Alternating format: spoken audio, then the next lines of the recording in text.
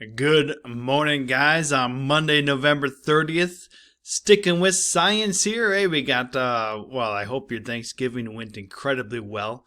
We have 3 good weeks here in between Thanksgiving and Christmas. And we're going to speak a lot about the bodily systems here in science for these 3 weeks. But before moving on to more of our bodily systems, I kind of want to review the 3 we went through early this week. That's a skeletal system, the muscular system, and the circulatory system. I mean, those are 3 major systems in our body that you use every single day, whether you think about it or not. And I don't want to move on without really nailing these down. So the first one, of course, is our skeletal system. And as we see here, we really got to understand, what is the purpose of our bones? Why did God give them to us, make us this way? Well, one is protection, right? We talked about that with the skull. Don't hit yourself too hard, but your skull is important to protect your brain, right? You got your rib cage and your sternum here. That protects your heart and your lungs a lot. We also have, of course, the stability. You use your skeletal system to stand, now with your muscular system, but your bones give you structure, your skeletal system. And of course the movement. If the muscles weren't attached to the bones, it really wouldn't work. So that's why we're going through it here again. The movement here, this is your muscles here, and this is of course your skeletal system. And notice how your muscles are attached to your bones. Muscles are attached to bones with something called tendons.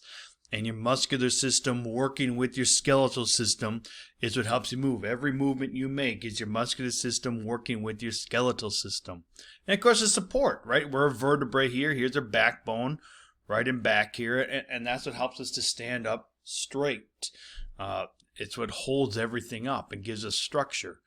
Again, we talked about protection, like your lungs, how they protect your rib cage, how it protects your lungs and your hearts and some vital organs in there. And believe it or not, part of your bloods are, part of it in there is what helps make red and white blood cells. That's something we talked a lot about and we'll review on Wednesday with your circulatory system, how important red and white blood cells are, right? The red blood cells carry oxygen to your cells. The white blood cells help fight disease. And then, of course, storage. There's a reason you might have grandma say, hey, drink your milk for strong bones. Milk has a lot of calcium in it, and calcium is what helps your bones stay strong. That's what helps give them a little bit of strength. Calcium is really good for strong, dense bones. Here is kind of a picture of a whole skeleton. You can see the outline of the body here and the skeleton. Man, you got 206 bones in a body, I should say in an adult body. You have some really incredibly tiny ones in actually inside your ear, not on the outside of your ear, but inside your ear.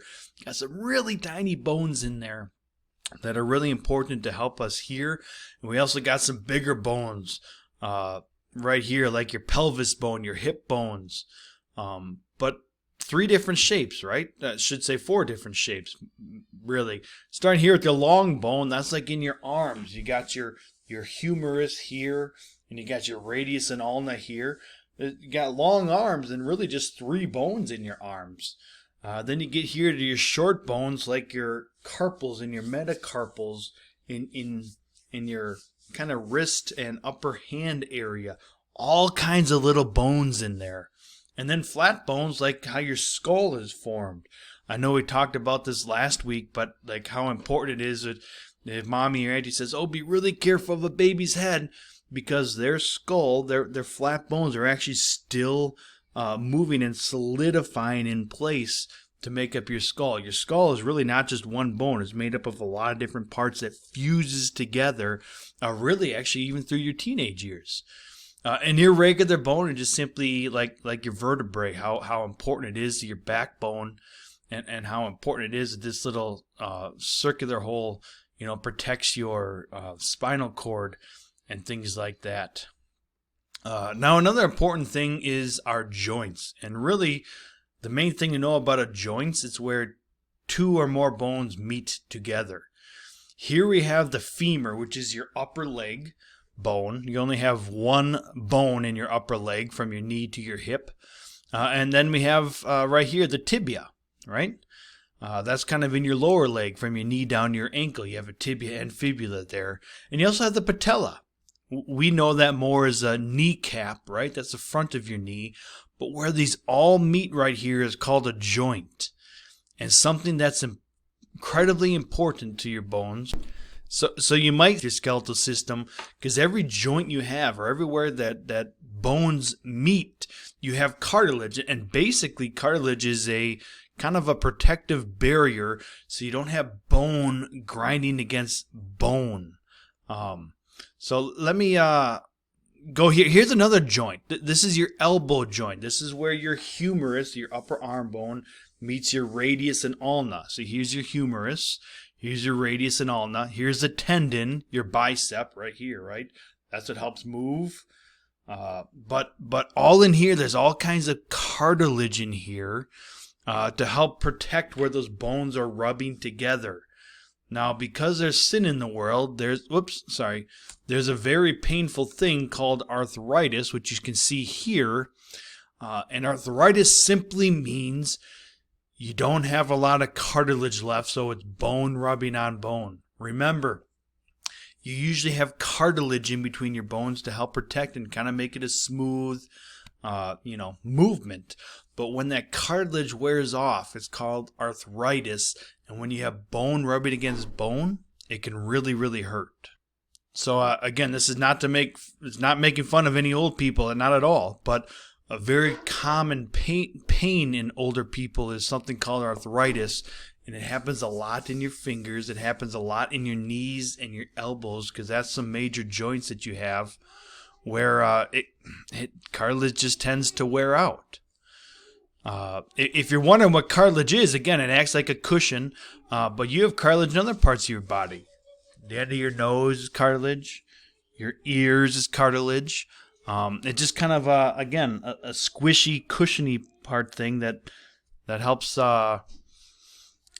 cushion your bones. Now, your outer ear doesn't have bones, and your end of your nose doesn't have bones, but that's what cartilage is. That's the same stuff that's in your body where bones meet. Now, you do have a bone up here and bones in your ear, but not where the cartilage is. Here we go. Here's a skeletal system, and again, we have so many different parts of our skeletal system. You got cranium bones, or your skull. You got your radius and ulna and humerus. Those are the long bones. And then you have the short bones in your carpals here, all kinds of bones here. Then your metacarpals and phalanges that make up your fingers. Remember, your metacarpals are actually more inside your hand. Your phalanges are more on the outside. You're used to your phalanges here, right? But all those bones make up our skeletal system, and you have so many, again, 206, including your pearly whites, right? Your teeth, which are part of your skeletal system. Those are the only bones you can actually see. But I'm asking you guys to look at pages 144, 145, and look at the skeletal system, and there's way more than 10. Again, there's 206, but I want you to label 10 bones just to help us get used to them and know the skeletal system and especially some of those scientific names that they have. So that's your assignment, to review the skeletal system. We're going to review the muscular system tomorrow. Have a wonderful day as you praise your Savior.